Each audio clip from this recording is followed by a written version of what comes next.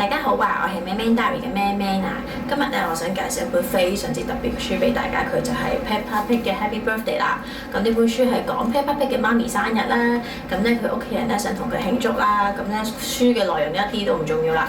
咁咧佢特別之處就係咧，佢咧係有呢個嘅 Happy Birthday 嘅歌啦。咁同埋咧會見到咧佢有蠟燭着咗嘅喎，係咪好特別咧？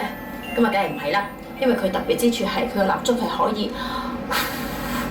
以吹嘅。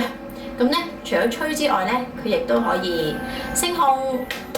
哇！我真係覺得好可愛、好特別嘅一本書。咁咧，小朋友一定會中意嘅。咁呢本書咧，其實咧我就買咗俾我2歲個女做佢生日禮物啦。咁價錢又唔係好貴啦。咁同埋咧，佢隨時隨地都可以吹蠟燭啦。咁咧，所以咧真係又安全又好玩嘅一本遊戲書，係可以推薦俾大家。